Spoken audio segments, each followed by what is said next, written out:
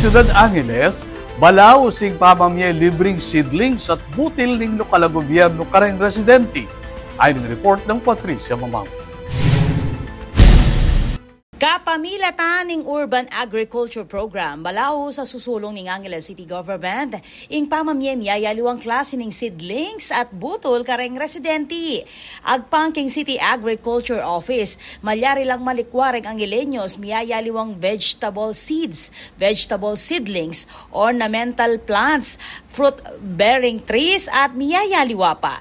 Reti, libre lang dadake. Emo para kareng walk-in beneficiaries nun pati kareng barangay, eskwela at farming communities king syudad. Kapag nasaning programa, ing amuyutan lareng residente ang mananaman king kanya-kanyang bakod. Apasikan ing lokal na produksyon ing pamangan at makasaup king laban king malnutrisyon lakwas na kareng kayanakan.